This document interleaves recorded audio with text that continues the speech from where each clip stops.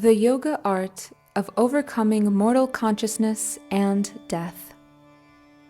Lecture by Paramahansa Yogananda in 1923. Yoga is that science by which the soul gains mastery over the instruments of the body and mind, and uses them to attain self-realization, the reawakened consciousness of its transcendent, immortal nature, one with spirit. As an individualized self, the soul has descended from the universality of spirit and became identified with the limitations of the body and its sense consciousness. The soul remains essentially untouched and unchanged by its confinement in the body. But through Maya or delusion, it becomes subjectively identified with change and mortality, until the consciousness evolves and through self-realization reawakens to its immortal state. Yoga is a complete science encompassing the spiritualization of each aspect of man's threefold nature: body, mind, and soul. The yogi sees the human organism as a gross condensation of subtle spiritual forces under the control of the soul. He realizes that the body and the life or consciousness within it are distinct entities, and that man is not the mortal body, but the transcendent, immortal consciousness. He learns that the efferent and afferent nerves are the means of the soul's communication with matter. And by spiritualizing this communication, the soul expresses through the body its divine potential. The yogi learns that by means of imagination or visualization, will, and pranayama, life energy control, he can dim the lights of the senses: sight, hearing, touch, smell, and taste, whenever he doesn't wish to be disturbed by their messages. He has full control over and can enter at will the waking state, the dream state, the deep sleep state. An example, the psychological, the subconscious, and the super-subconscious. The yogi masters the art of mind control. He shuts off mental restlessness and imagination, and avoids absent-mindedness by practice of the following. A. Passivity or even-mindedness under all conditions. B. Positive concentration, keeping the mind on one particular thought at a time. C. Negative concentration, using discrimination and will to eliminate unwanted thoughts. D. Transferring consciousness from feeling to will or ideas. E. Transferring consciousness from emotions, such as love or hatred, to self-control, or creative thinking, or pure feeling. F. Holding the thought on one sensation: sight, sound, smell, taste, or touch at a time. G. Visualization of mental images and creating and dissolving dreams at will. H. Mental anesthesia, receiving sensations of pain as informative reports rather than experiences of suffering.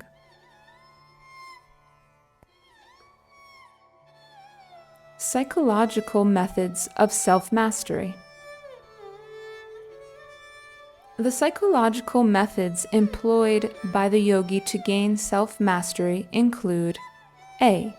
Outward relaxation and removal of physical restlessness by skeletal, nervous, and muscular discipline. B. Relaxation of involuntary organs such as the heart and lungs. C. Fasting to cleanse the body and make it more dependent on prana or life force, the true sustainer of life and energy in the body. D. Learning to sleep and wake at will. When the yogi has mastered the processes of life, he is also a master over death. Is death a misfortune or a blessing in disguise? The very word death strikes terror in the hearts of human beings because of the following associations. The predominant dread thought of excruciating corporeal pain supposedly accompanying death, or the physiological pain of facing separation from family and friends, and from the joys of earthly life possessions, or the fear of losing one's existence. But natural death is nothing to fear. The indwelling soul is immortal. Natural death is a blessing, because it offers the soul an opportunity to exchange a dilapidated, tottering dwelling place for a new and sturdy one. The soul requires the successive instrumentalities of new and better organisms in order to express itself fully.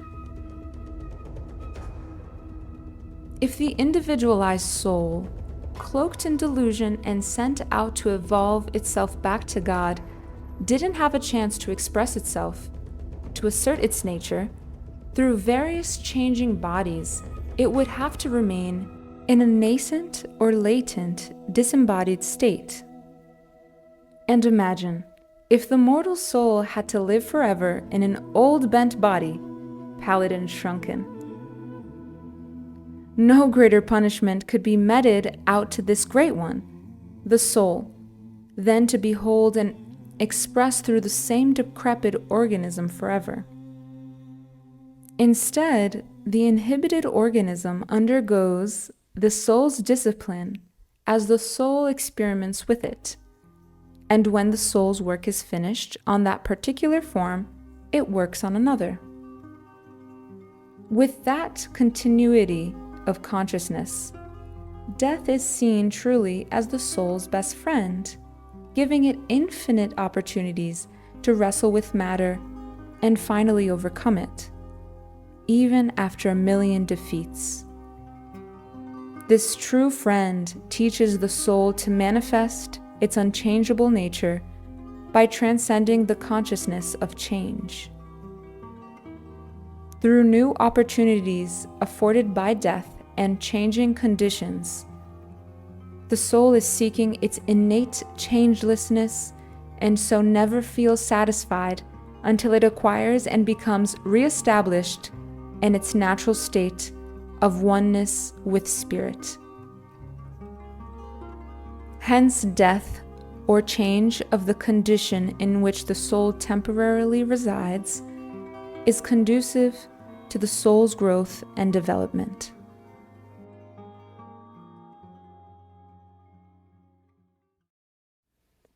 The suffering of death is self-inflicted. Natural death, that is, in old age or whenever the soul is ready to change its mortal form, is just like the falling of ripe fruit from a tree, of its own accord, without the resistance that green fruit exhibits when being pulled down from a storm or other great force.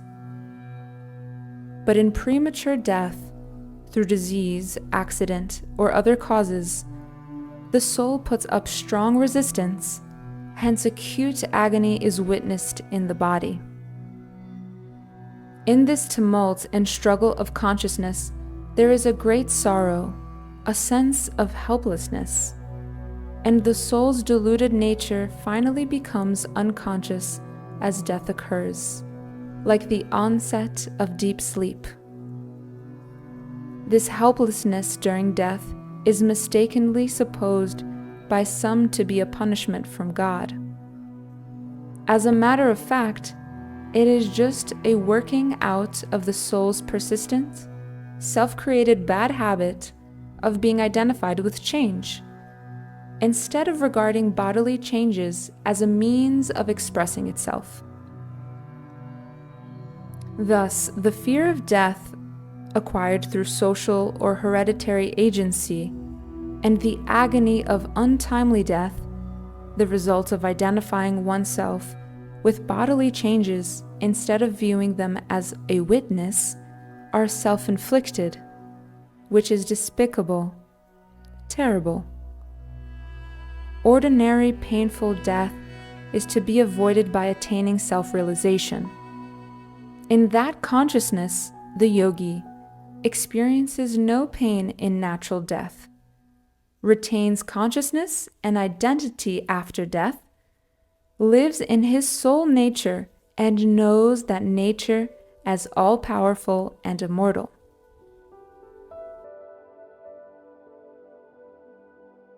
How to cut the cords of the soul's attachments. Following are the ways to cut the cords of the soul's attachments in order to release it.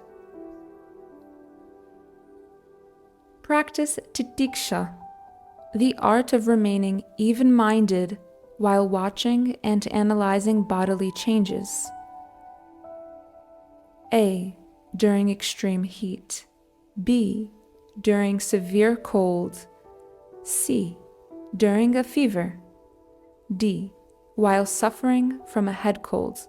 Concentrate on the nasal cartilage and mucous membrane. E. During pain from a wound or other bodily affliction. Don't try to ignore it.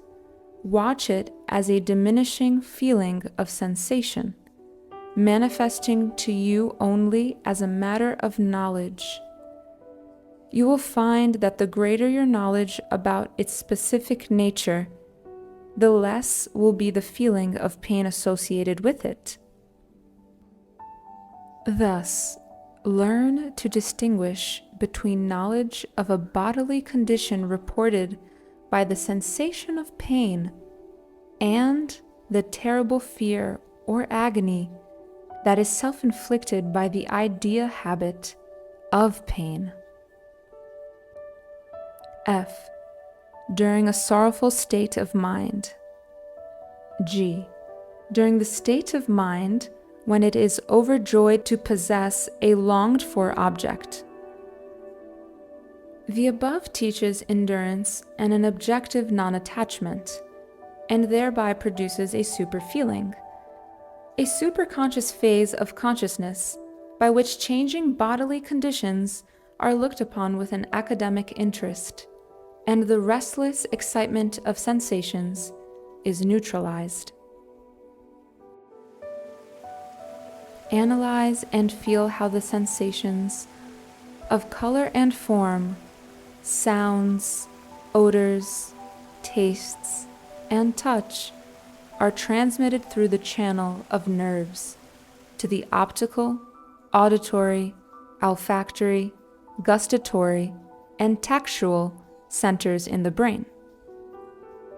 Watch the stimulus proceed from the tympanum as an auditory vibration in the nerves, or a vibration of taste proceeding from the mouth, as when eating tasty curries, or tactual vibrations coming from stimuli on the outer surface of the body. Feel the movements of the diaphragm, the expansion and deflation of the lungs, the beating heart. Feel the circulation in the body. It is strongly felt after a leg or hand has been asleep. It can also be felt rushing to the brain during anger or other emotions. A man of keen perception and concentration can feel even normal circulation. Learn to cause movements in each muscle individually through muscle will exercise.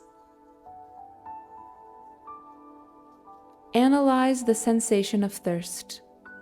Then drink hot or cold water and follow the sensation from mouth to throat, through the esophagus to the stomach. Watch the body states during a 24-hour fast. Then observe how food goes into the system. Feel the closing of the epiglottis as the food passes over it and into the alimentary canal. Feel the movement of the stomach. Feel the peristaltic action of the intestines. Notice how smelling salts or perfumes strike the olfactory region, stirred the brain cells into action, and become elaborated into perception and conception. Try this with various odors and tastes. Feel the immediate thoughts generated by a given sensation. See if you can separate sensation, perception, and conception. Try to distinguish between a given sensation and the memory of it through association of ideas. That is, try to distinguish between the flavor of a specific apple and that of a previously tasted apples. Don't mix the two. Distinguish in music, apart from its variations and undulations, the feeling engendered by it through the different notes, from lower to higher, its general vibrations on the tympanum and on the whole body surface, its effect on the breath and on the inner walls of the body, and its transmission through the tympanum to the brain. Feel the sensation of the ingoing and outgoing breath in the lungs. Observe how breathing is affected by your surroundings, your thoughts, your actions. Conversely, scrutinize the thoughts and feelings generated in you by changes in the depth or rhythm of the breath. Be aware of the perfect state and sense of well-being during good health. If pain of disease comes, before crying out, try to analyze what it is. Strive to separate the psychological malfunction from the mental process that translates sensation into pain through the habit of fear and imagination. Above all, the greatest method is to hold more and more to the calm, breathless, conscious, powerful state that follows a long period of concentrated prayer, or deep positive thinking, or repetition of hymns, or affirmation, or highest of all, meditation, stilling the body and mind with the self-realization technique of concentration, merging the consciousness with the sound of Om, and magnetizing the spine and brain by practice of Kriya Yoga. When the heart and breath are calm, when the heaviness of body weight disappears and you feel light, when sensations are neutralized and the mind is still, the soul begins to know itself as existing apart from the body. The object of all the foregoing practices is to separate the soul from matter. Sensations must be of intellectual interest, with non-attached feeling. You must be able to completely disassociate and distinguish your own existence and happiness from the pleasant or unpleasant feelings of your senses and other bodily experiences. When you change the center of consciousness, perception, and feeling from the body and mind to the soul, your true, immortal, transcendental self, you will have the yogi's mastery over life and victory over death. Excerpts from the book The Divine Romance by Paramahansa Yogananda.